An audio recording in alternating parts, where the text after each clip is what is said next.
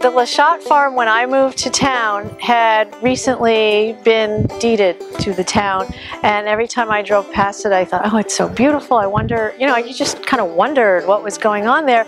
And I started learning a little bit about it, and it was just that the town didn't really know what was going to happen. At one point there was a project to build a really large nature center here, and that almost happened, and then at the last minute it was voted down because it was too expensive.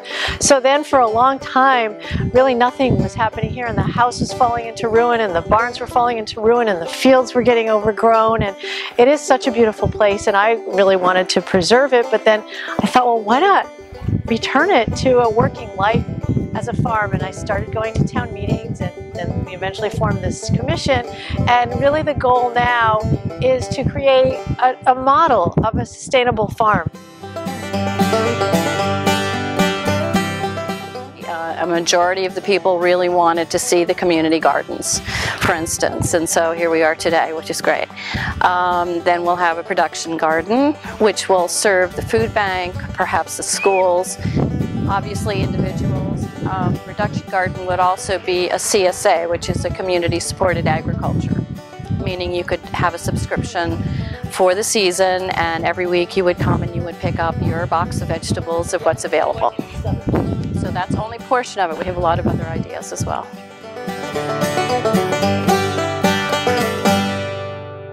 I've been serving for the past year and a half on the Lachat Oversight Committee, and I'm also a Weston farmer. We farm about 15 acres on Wells Hill Road, and I'm just contributing toward this wonderful build day.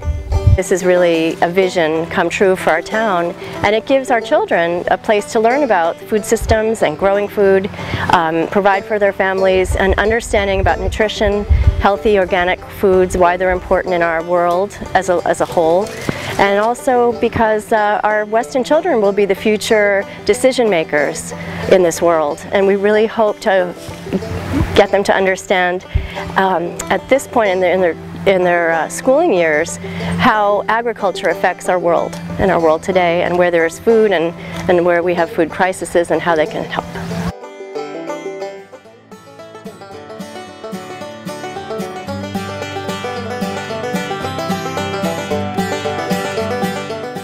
I'm a part of the board of Green Village Initiative, which is funding part of this farm, as well as providing manpower, knowledge, and know-how. So we're really happy to have this farm, and we're really excited the community of Weston is going to have the opportunity to use it.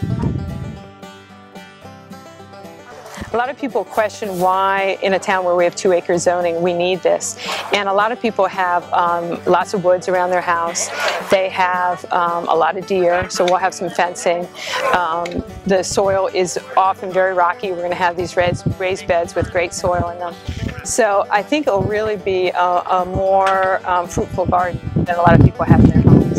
So that's, and it will also be a great way to get to know the neighbors. So I think the Girl Scouts may get one, the Senior Center may have one. I think we're going to have one that we're going to donate the food to the food pantry or Gillespie Center. So there's just a lot of opportunities. So one of the parts of this effort is to try to restore the farmhouse, and as I said, it was going to be demolished, and the town asked us to raise private funds for it. And the idea is that a farmer will live in the farmhouse, and that's going to be really important to this whole project. And there's 2 floors to the farmhouse, and so the farmer will live, or farm family will live in the upstairs, and the downstairs will be more of a open space for the general public to meet in. So we have raised a lot of money, but we still need to raise about $100,000 more for the restoration of the farmhouse. So if anyone would like to find out about that, they can contact me, Carol Baldwin. My email address is baldwinr@aol.com. I think I'm in the phone book too. But please feel free to reach out to me. We're almost there in our fundraising. The budget for the house restoration is about $330,000.